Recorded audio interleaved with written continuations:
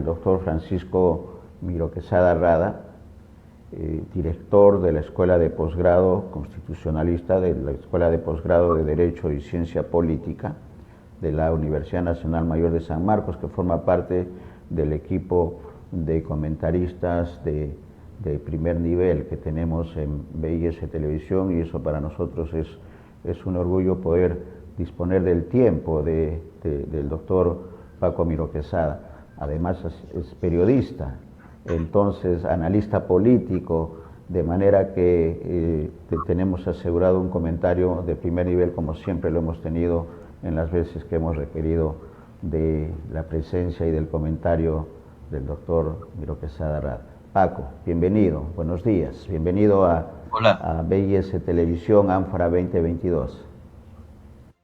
Hola Néstor, muchas gracias por tu invitación. Siempre un gusto de verte con ese Machu Picchu detrás tuyo, siempre lo digo, ¿no? Es una Porque como referencia, das la vuelta al mundo, pues sí, es está una bien que se vea referencia. Machu Picchu. Y hablando de vuelta al mundo, quizás antes de empezar a hablar del tema de educación, a propósito de este comentario de la columna en El Comercio Opaco, unos maestros, un sindicato que tiene que ver con educación, porque lo dices con mucha precisión: enseñar es parte de educar, pero educar es la sutil tarea de saber formar a un ser humano integral, que eso al parecer se ha perdido, pero lo vamos a conversar. Una pregunta previa: ha habido un viaje académico, pero también familiar. ¿Qué comentario? Porque eso nos permite a los seres humanos tener una visión de contrastar nuestra realidad doméstica diaria con la realidad mundial. ¿Cuál es la impresión de este viaje con respecto a nuestro país y su situación, Paco? Bueno, yo veo varios problemas, fundamentalmente en Europa, porque he estado en Europa. Hay una situación de crisis, hay una crisis económica, hay una inflación. Lo que pasa es que tiene características distintas a la que vemos en el Perú. Solamente te puedo dar un ejemplo que en Francia, por ejemplo, donde he estado, y en España la gasolina es más barata que acá. Y la ponen y llenan el tanque de los automóviles por litros. Ahora también ha aparecido ya cada vez más ahí el auto eléctrico. Es decir, ciertos cambios que hasta ahora que no se ven aquí. Y evidentemente también hay una situación de tensión por la guerra de Ucrania, un gran rechazo de la población, por lo general, donde está Francia y España, de Rusia, no de Rusia en sí misma, sino de Putin, que está destrozando Ucrania para quedarse con la zona del Donbass, ¿no? Pero por otro lado también he visto ya un mayor movimiento, una mayor recuperación. Los índices del COVID, bueno, es relativo, tú sabes que eso sube y baja. El 16 de mayo el gobierno francés dispuso que no se utilizara ya las máscaras, pero yo siempre cuando entraba al metro, me ponía mi máscara, ¿no? O cuando entraba al bus, porque los servicios públicos ahí, pues como tú sabes, son muy buenos. Y también eh, veo que hay pues una dinámica hacia corrientes ya desde el punto de vista político, nacionalistas, populistas, tanto de izquierda como de derecha. Por ejemplo, en Francia, si bien ganó Macron, que es de centro derecha, quedó muy cerca de él Le Pen, que es de centro izquierda, de ultraderecha, y Mélenchon, que es de una izquierda que está un poco más a la izquierda que el Partido Socialista francés, vale decir, eh, digamos, es una corriente socialista de tipo nacionalista populista. Entonces eso es, digamos, en panorama general, con la garantía de que sí hay total libertad de prensa y total libertad de expresión, tanto en Francia y en España, que son los países donde he estado, que eso es fundamental para el desarrollo y para el progreso de la democracia, ¿no? o sea, los medios de comunicación franceses como Le Monde, Le Figaro, son muy buenos y también, bueno, toman su posición respecto a su línea editorial, respecto a decisiones y a medidas que toma el gobierno, que toma el parlamento, que toman diversas autoridades municipales. Por ejemplo, un gran debate que ha habido hace poco, que me parece que esto creo que ha sido en Grenoble o en Toulouse, el alcalde y el consejo municipal le dio el pase al burkini, ¿no? Ahora, o sea, burka con bikini, y eso nos da un poco de risa, pero es que ahora las mujeres pueden usar bikini, pero dentro de la burka.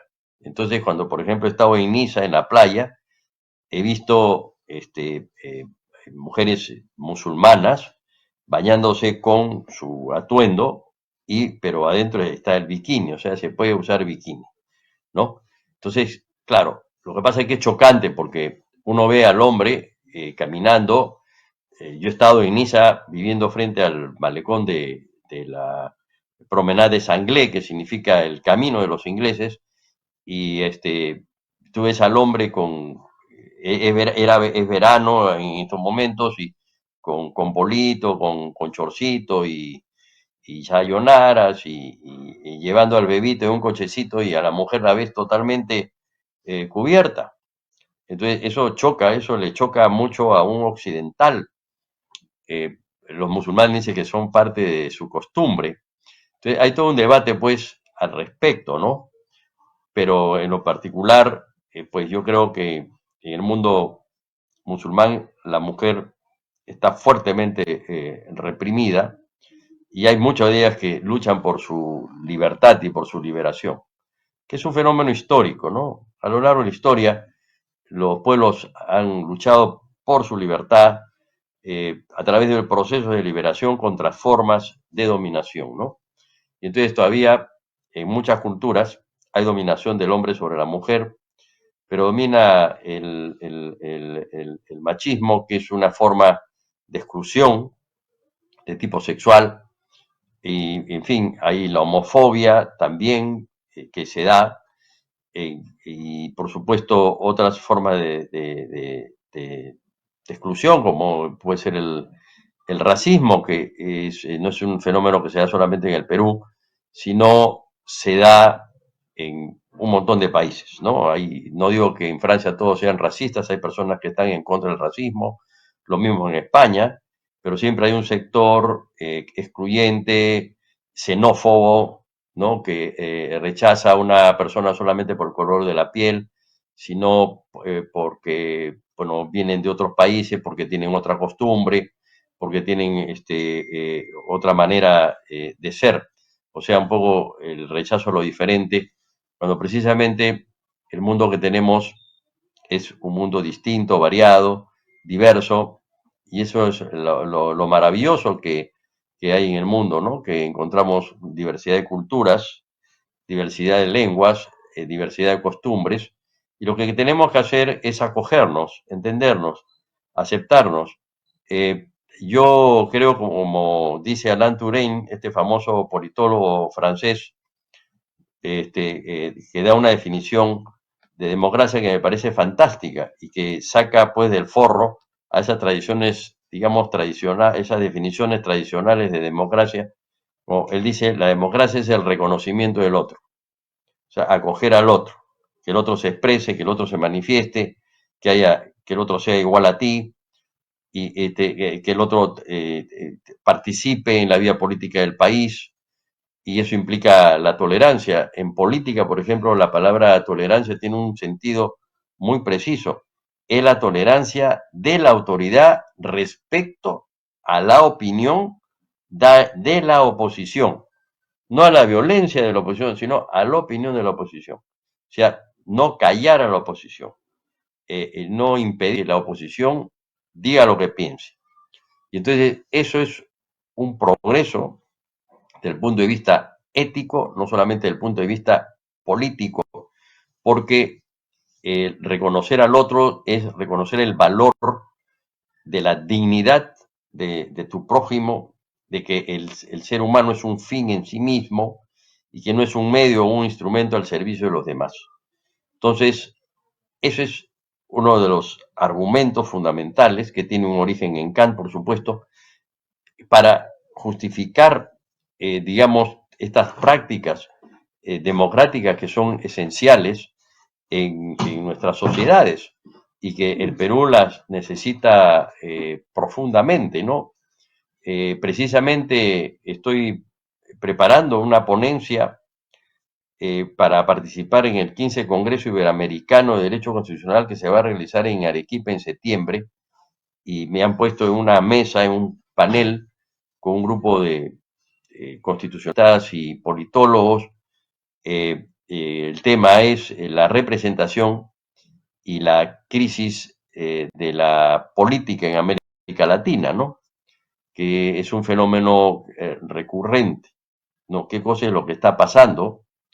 Y por qué en este momento, pues, la democracia está sufriendo muchos ataques, muchos embates, por qué se ha retrocedido en algunos aspectos de lo que se había avanzado. Entonces hay que preguntarnos qué cosa es lo que está pasando, ¿no?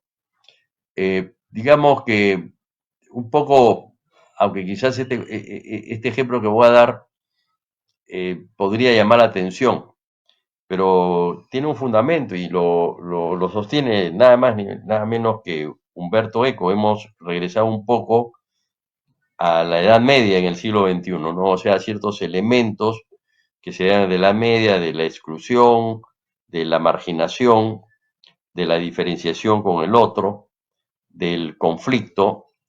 Por ejemplo, llama la atención cómo el patriarca de Rusia apoya la intervención de Rusia en Ucrania cuando están masacrando al pueblo de Ucrania y están en una guerra. Habría que preguntarle al patriarca de Ucrania qué cosa piensa de eso, ¿no?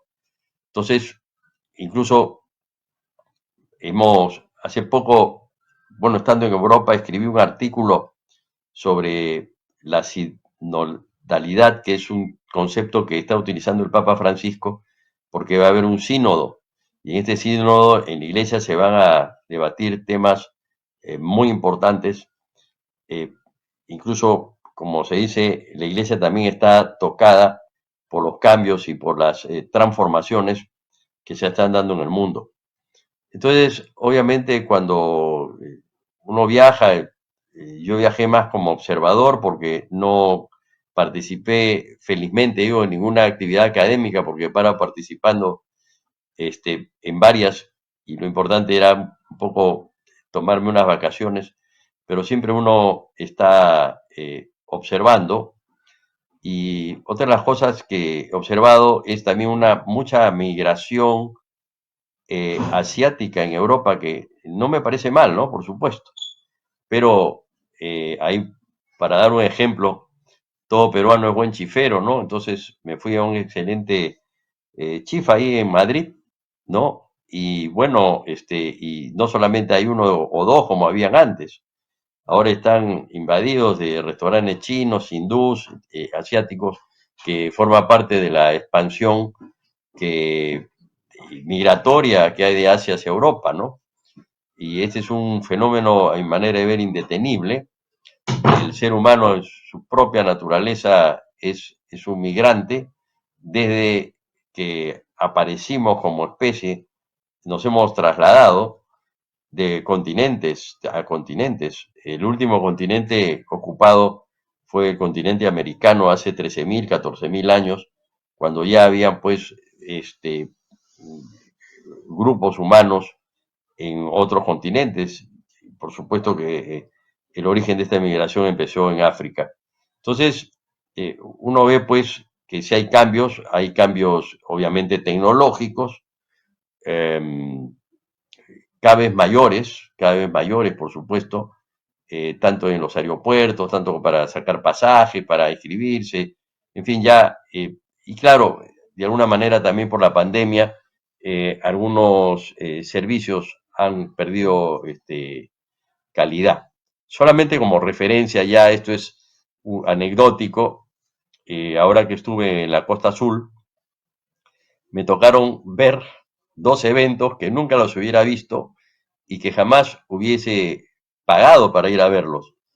El circuito de Mónaco, porque hacia Italia, hacia Diano Marina, donde nació mi tatarabuelo, Agustín Vicenzo Giordano, que, bueno, mi bisabuelo vino a Chincha, mi bisabuelo fue italiano, por el lado de mi madre, y vi un poco por el circuito de Mónaco.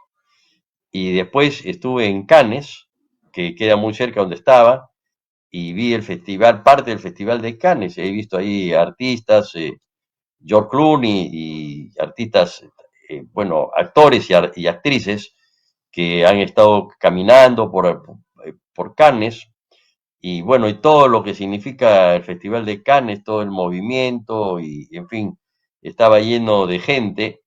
Nunca había visto tanta gente ahí. Pero en fin, lo cuento que eso es anecdótico, pues, ¿no? Porque este, eh, se me presentó en un momento en que, pues, yo no lo tenía ni siquiera pensado. Es el destino que te señala la ruta.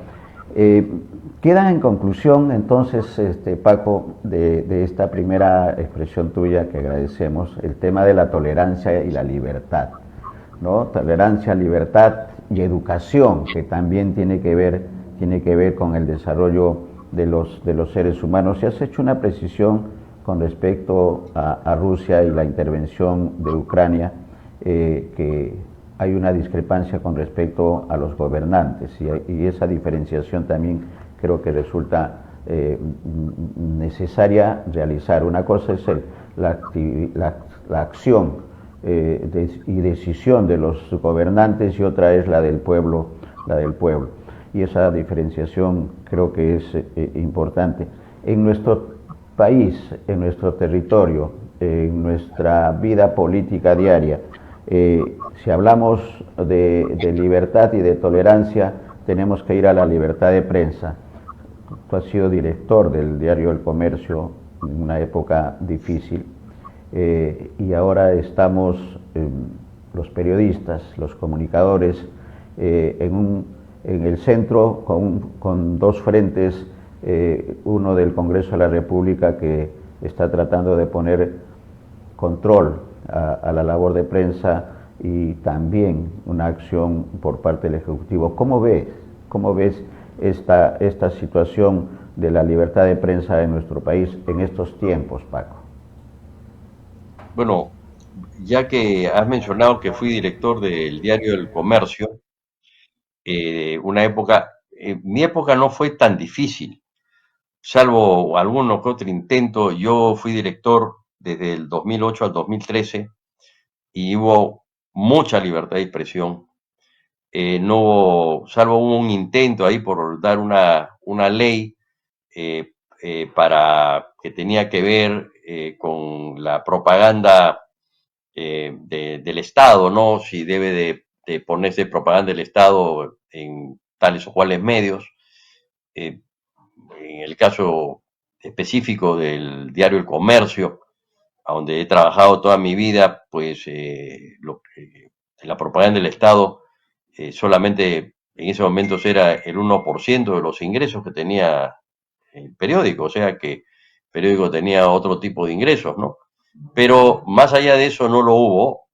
Hubo un poco de jaloneo, sí, entre si a quién apoyar, porque había la idea de que Humala pues era comunista, y que Humala había hablado en contra de la prensa y que quería leyes de prensa. Pero por otro lado también estaba la candidatura de Keiko, que también pues a pesar de que muchos la apoyan, muchos sectores de derecha apoyan a Keiko, también pues oye, su padre se fue contra la prensa y le quitó, por ejemplo, a través de toda una jugarreta que hizo Montesinos, su Canal 2 a Baru Chipcher, si usted te acuerda de todas maneras, ¿no? Después fundó periódicos para atacar a sus adversarios políticos con dinero del Estado, y corrompió a algunos propietarios de los medios de comunicación y también corrompió periodistas, ¿no? Conocemos esos casos. Entonces, evidentemente, en ese periodo la prensa también estuvo en una situación de mucho peligro. ¿Qué cosa es lo que pasa? Que cuando entran personas intolerantes al poder, cuando entran personas, digamos, que asumen que tienen una cultura autoritaria y excluyente, entonces evidentemente quieren callar al otro. Y además son personas que se sienten que son dueños de la verdad. Y la verdad, pues, no tiene dueño, la verdad se descubre, ¿no? Y se descubre a través de qué? A través de la investigación. Entonces, ¿qué cosa hace un periodista de investigación? A mí me ha pasado muchas veces. Lo que pasa es que la delincuencia utiliza también los recursos legales para judicializar a quien denuncia al delincuente. Y eso pasa con los periódicos. Yo ya me reía muchas veces cuando a cada rato me citaba el fiscal y me citaban los jueces. Incluso algunos jueces me decían cuál es su fuente, o sea, que le dé el nombre del periodista que había dado el dato y por supuesto jamás lo iba a dar porque son periodistas de investigación y algunos tampoco no son que no eran de investigación, daban esos datos, ¿no? Entonces, ¿qué sucede? El intento de callar al otro por diversas razones. Entonces, la delincuencia busca eso, ¿no? O sea, judicializar a aquel que lo está demandando, hacerle la vida difícil, hacerle la vida complicada. Entonces, por eso los directores de periódicos, los directores de medios, por ejemplo, como el tuyo, necesitan de estudios de abogados que lo defiendan de manera constante y permanente, ¿no? Entonces, más allá de un jaloneo, si se apoyaba a Keiko, si no se apoya a Keiko, si se apoya a Humala, pues no lo que se ha dado ahora.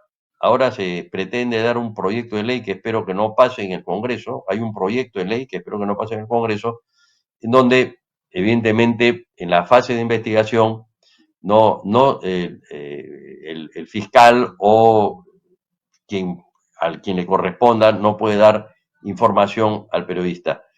Y si el periodista recibe esa información y la publica, puede tener, de acuerdo a esa ley, 4 años de cárcel, ¿no? O sea, prácticamente maniatados. ¿Por qué? Porque precisamente es en la fase de la investigación, mira lo que acaba de eh, suceder con Catherine, ¿no? La, la reciente, una de las personas que han estado vinculadas, si me permites, acá tengo precisamente la primera plana del diario El Comercio, Karen ¿no? López. Y ha sido amenazada. Carolín López recibe una nueva amenaza de muerte. ¿Por qué? Porque está diciendo cosas y entonces quienes están inmiscuidos, quienes han cometido delitos, no quieren pues que la opinión pública se entere, ¿no? Y entonces están utilizando un bien de todos que es el Estado para protegerse. Y eso es totalmente criticable. Yo estoy totalmente en contra. Tú puedes criticar a la prensa, que estás de acuerdo con ella, no estás de acuerdo con ella, estás de acuerdo con tal periodista, estás en contra de tal periodismo. Y en todo caso, si un periódico no te gusta, no lo leas, si un canal no te gusta, no lo veas, ¿no? Y así sucesivamente. Pero no le cortes a un ser humano, a un periodista que por lo demás es también un profesional, que vive de eso, ¿no? Exponerse ante la opinión pública, informar a la opinión pública con hechos comprobados, porque obviamente el periodismo serio se trata de eso. No se trata de un periodismo pues chabacano que toma una información y la suelta así nomás, sino que la información está verificada, está constatada y de qué manera uno va directo a las fuentes, pues. Cuando uno va directo a las fuentes, entonces las fuentes, ya el dato es exacto, es preciso, ¿no? Y paralelamente también puede utilizar documentos, cruzar información para desarrollar pues el artículo que está realizando con datos precisos, con datos concretos. Entonces, esto es un acto discúlpame la palabra, es un acto para mí de cobardía. Le tienen miedo a la libertad del otro. Y cuando una persona tiene miedo, es como el tigre que va a ser atacado. Cuando el tigre va a ser atacado, el tigre se te viene encima con todo, por miedo, te ataca, agarra ese valor que te produce, ¿no? Decir, bueno, me van a matar o me van a hacer algo, entonces el tigre ataca. Entonces, ¿qué hay que hacer? Atacar a aquel que está precisamente en la cacería de la noticia para verificar si es que eh, hay delito, se ha cometido delito o no. Esto obviamente implica un conflicto de poderes, porque nadie puede negar que la prensa en general es un poder, pero es un poder social. Y por eso es necesario que sea pluralista, por eso es necesario que haya varios canales, que hayan varios periódicos, que hayan varias radios para que el ciudadano tenga pues una información amplia y sobre todo ahora con la información que tenemos a través de Twitter, a través de Facebook, en fin, la información virtual, ¿no? Que el famoso filósofo coreano alemán Han le llama la infocracia, ¿no? O sea, el poder de este tipo de información que no es la telecracia, o sea, el poder que se tiene a través de la televisión, ¿no? Sino tampoco es el poder que se tiene a través de la prensa escrita, que cada vez es menor, porque precisamente debido a la infocracia, es el poder de la comunicación virtual, incluso hasta el poder de la televisión se está, ha disminuido respecto a lo que significa la presencia y el impacto que tiene Internet en el mundo, el cual nosotros, incluso este tu canal, estamos participando a través por este medio. Entonces, es un asunto no solamente práctico, no es un asunto político, es un asunto ético, ¿no? Es un asunto de valores. ¿Cómo le voy a cortar yo a otra persona que diga lo que piensa, ¿no? Que recibe información? Además, hay una cosa, tú sabes muy bien en derecho penal, hay la digresión del juez y del fiscal. Si te quiere, te da la información, si quiere, no. No está obligado a dártela. Y además hay terceros que trabajan también en el Poder Judicial.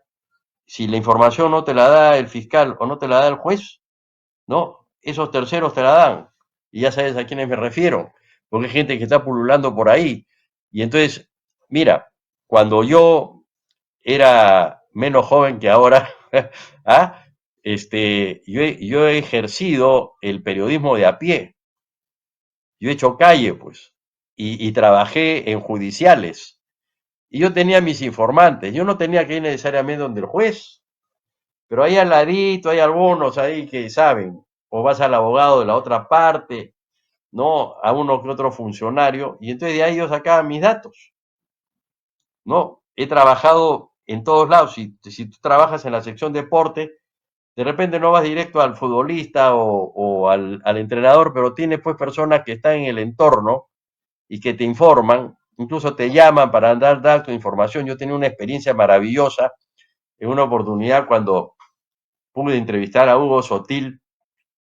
Te estoy hablando de los años 80, que Hugo Sotil andaba medio escondido después de una crisis que tuvo ahí en el Barcelona y tuvo que regresarse, ¿no? Y a las 3 de la mañana me llama un colega, me dice, Hugo Sotil está en tal lugar en La Victoria, con Dante Robay, que fue un antiguo jugador también que jugó por Universitario, por el Sporting Cristal, ¿no? Y están jugando billar y están fumando y tomándose unos tragos.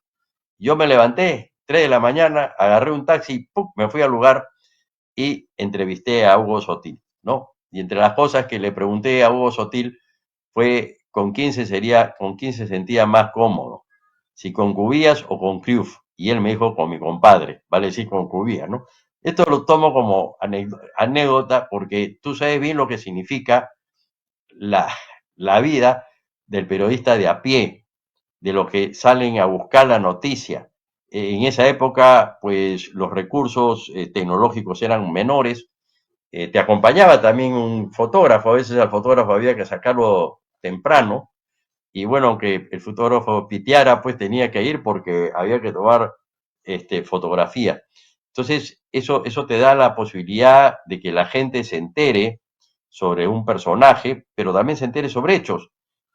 Y bueno, lo que tenemos, lamentablemente, es que se nos ha explotado en la cara de todos los peruanos una serie de hechos de corrupción y de autoridades políticas, de gente que está ocupando cargos en el poder, ¿no? Que está ocupando cargos, y cargos no cualquier cargo, sino cargos importantes, ¿no? Importante, Paco, señalar esta parte final, porque estamos hablando de libertad, estamos hablando de periodismo, pero estamos hablando también, y lo has dicho, de una casta delincuencial, por dar una definición, en todos los niveles de nuestra vida política y social en el Perú. Y ese tema es la corrupción. Y creo que la esencia finalmente de este peligro a la libertad de prensa, a la libertad de expresión, al derecho que tienen los ciudadanos a tener la verdad, está en peligro precisamente por este tema de la corrupción, que no lo están viendo en el Congreso de la República y mucho menos en el Ejecutivo, que están preocupados si se quedan o no en la gestión. ¿Cómo solucionar esos temas de manera eficiente con un Poder Judicial que también está comprometido con temas de corrupción? Es necesario cambios, definitivamente, y eso lo siente la población, pero también siente, Paco, y el comentario en esa línea, que no se está no se está atendiendo estos temas de vigencia de la democracia, de la libertad y finalmente de los medios de comunicación, como la comunicación digital en la que estamos en este momento, que también tienen responsabilidades, igual que la prensa escrita y la televisión, que están en otros niveles, pero que también están involucrados de alguna manera por este tema de la corrupción. ¿Qué hacer frente a esta situación? Además con partidos políticos que están en crisis, y eso también es parte del diagnóstico que quisiéramos el comentario tuyo, Paco. Bueno, lo que pasa es que primero tenemos que aceptar que estamos en un estado de crisis profunda desde el punto de vista ético, porque la corrupción atraviesa toda la sociedad, vale decir, no solamente está arriba, también atraviesa también hay abajo. Lo que pasa es que lo que se resalta desde el punto de vista es la magnitud de la corrupción, y lo que escandaliza es que sean las personas que deberían de servir al país, ¿no? Cuya única función es servir al país, estén metidos en negociados, ¿no? Yo no hablo ya de clientelismos, ¿no? En donde se ponen de acuerdo personas de un mismo grupo político para distribuirse cargos. Estoy hablando de personas que, ocupando cargos muy importantes en el Estado y sobre todo en el Ejecutivo, ¿no? Están asociados con grupos corruptos, están asociados con delincuentes, y eso está penetrando el Estado.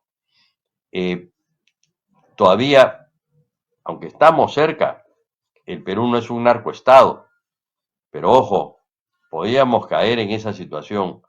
Y hay muchos países de la región que están amenazados por esa tendencia. Colombia y, por ejemplo, México sobre todo, ¿no? Entonces tenemos que cambiar esa situación, pero el problema no es fácil, porque es un tema cultural, es un tema cultural. Fíjate, estaba hasta hace poco, bueno, estoy leyendo varios libros y estaba leyendo un libro de un filósofo español, Francisco Fernández Buey, ¿no? Que habla de la etopolítica o de la poliética. O sea, no es que la ética esté encima de la política, sino que convivan la ética y la política. Y entonces quienes gobiernan sepan que hay valores. Quienes gobiernan sepan que el Estado nos pertenece a todos y que no se puede utilizar el Estado para enriquecerse y para hacer negocio. Pero también, por ejemplo, lo que pasó con Odebrecht, que grandes sectores empresariales muy poderosos terminaron, entraron en la corrupción. En los últimos, en este siglo, de todos los presidentes, creo que se salvaron dos, y voy a dar sus nombres, de no haber caído, que no han caído en la corrupción, o que han estado próximos a ella. Y después voy a terminar con una frase que en alguna oportunidad me dijo Felipe MacGregor. Solamente Valentín Paniagua y Francisco Sagasti no tienen ningún problema por corrupción. Los otros sí, y este presidente también lo tiene. Entonces, ¿qué sucede? Como en los desayunos que tomaba hace ya algunos años con Felipe MacGregor, este sacerdote maravilloso que fue, además de gran amigo de mi padre y mío, y rector de la Universidad Católica, me decía, nadie nace corrupto, pero todos somos corrompibles. En consecuencia, ¿a dónde está el carácter moral de la persona? En no caer en la corrupción. Es decir, en saber de que ese todos somos corrompibles, pues no pasa por uno. La corrupción, por más que uno enseñe ética en el colegio, eh, valores en el colegio y en la universidad, no es suficiente, es importante, contribuye, pero eso se adquiere en el hogar, se adquiere en la familia. Entonces, cuando uno ve un padre correcto, una madre correcta, cuando se le educa a uno en valores, entonces uno actúa también de esa manera, incluso de manera inconsciente. Ahora, no todo es mecánico en el ser humano. Se dice que de familias santas siempre por ahí aparece un diablo, y de familias diabólicas, y eso ha pasado en la historia, en este caso, familias diabólicas, como algunas en la Edad Media, Renacimiento, por ahí aparece un santo, ¿no? Entonces, el ser humano, los seres humanos somos seres complejos, pero, pero puede haber una media, una, una, eh, una media, digamos, ética que haga que personas que lleguen al poder no utilicen el poder para enriquecerse. Y te puedo dar un montón de ejemplos. Hay una serie de presidentes que han salido totalmente tranquilos del poder tal como entraron. En el Perú son pocos, pero en otros países hay muchos. Y hay muchos presidentes de Estados Unidos. No quiere decir que no haya habido casos de corrupción, los ha habido. O de Suecia. ¿Qué cosa es lo que ahora en términos prácticos, si me permites un minuto, lo que va a contribuir a que disminuya la corrupción en el Perú? Bueno, hacer todo lo contrario a lo que está haciendo Castillo y sus ministros.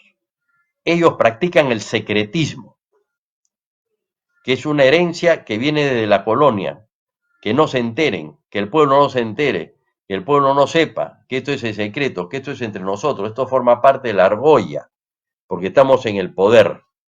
Bueno, lo contrario al secretismo es la transparencia. Y entonces tenemos que construir una sociedad transparente.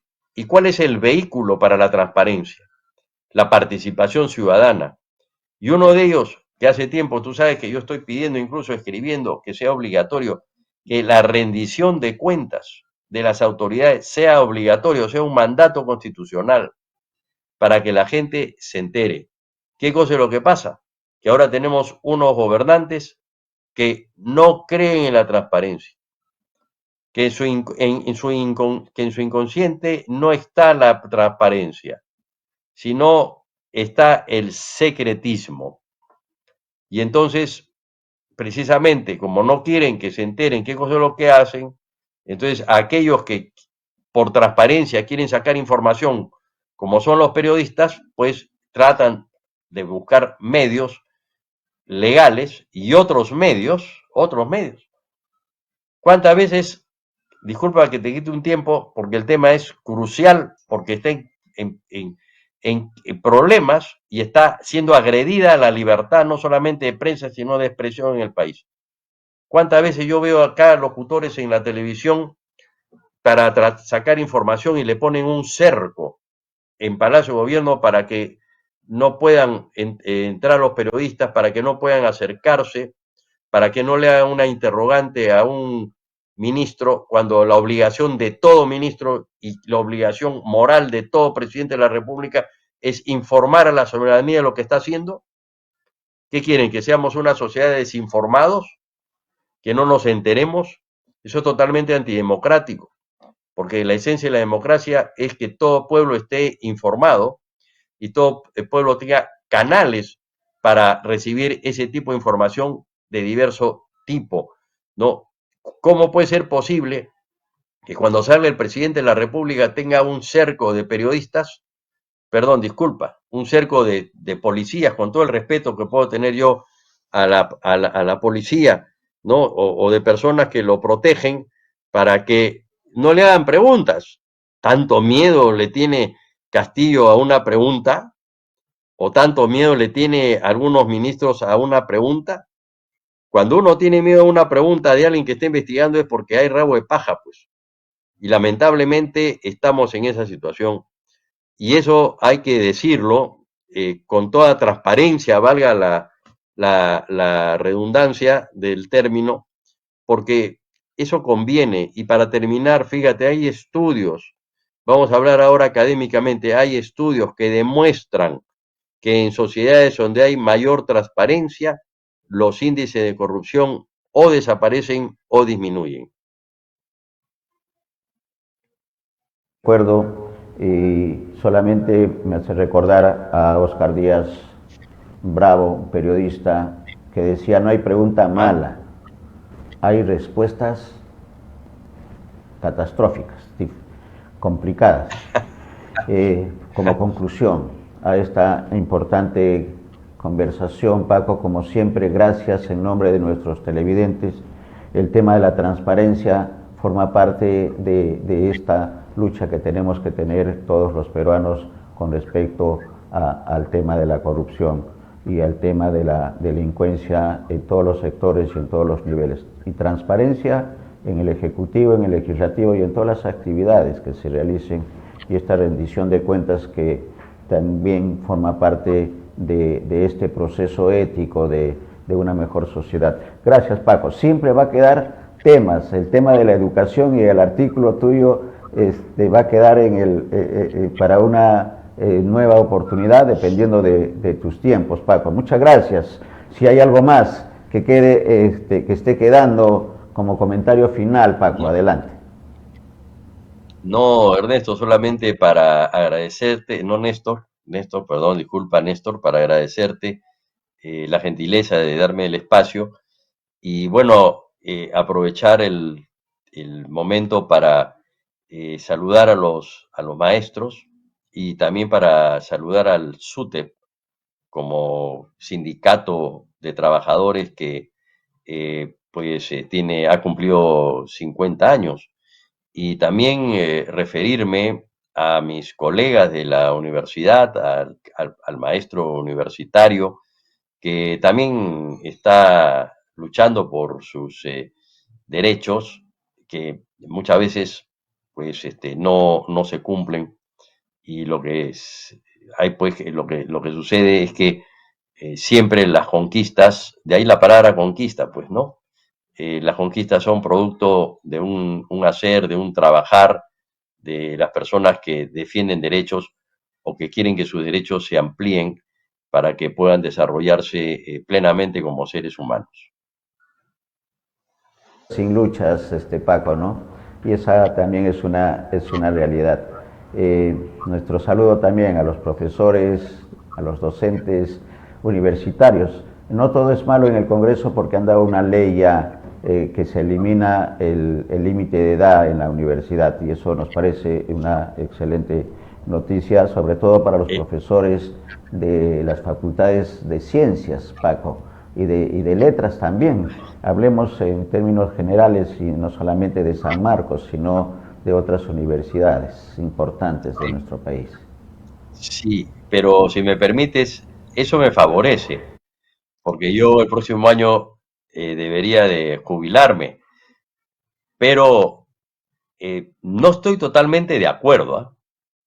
O sea, ¿cómo va a decir qué le pasa? ¿Por qué no está totalmente de acuerdo con algo que le favorece? Porque yo siempre pienso en el futuro, pienso en los jóvenes.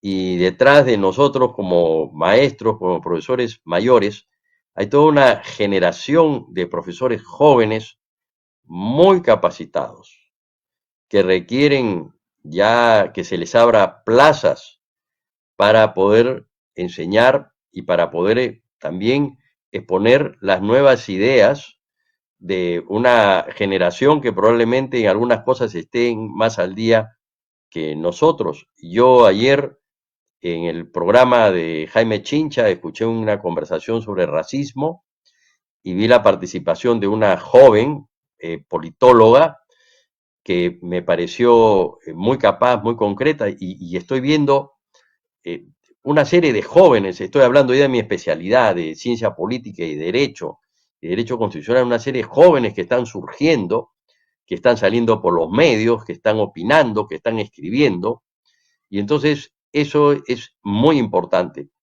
Quiere decir que el Perú tiene futuro, pero el futuro hay que abrirlo. Entonces, ahora no me vayan a interpretar. No digo que no me gusta, porque quiere decir que voy a poder seguir enseñando, pero creo que hay que pensar en el otro y en las nuevas generaciones. Las grandes reformas académicas se hacen cuando surgen nuevas generaciones y eso se está dando en la ciencia política peruana y también en el derecho constitucional. En consecuencia, me gusta, pero apoyo siempre a los jóvenes Claro. para que se le abran los espacios. No Paco, sé siempre creo que si el justo medio predique, es lo ideal. El sí, justo medio también va, en va, este tema porque el Consejo de Ancianos tiene una participación importante en la historia de los pueblos y es sí, importante ese traslado de conocimientos. pero Además, el, el docente nunca termina de enseñar y de aprender, que creo que esas son conclusiones. Gracias, claro, Paco. es Un cierto, abrazo. pero Feliz día en tu persona a gracias, todos los docentes universitarios del gracias, Perú gracias, y de más allá gracias, del territorio peruano. Un gracias abrazo. Néstor, gracias, Gracias, muy Paco. gentil por darme la oportunidad. Chao. Un abrazo. Un abrazo.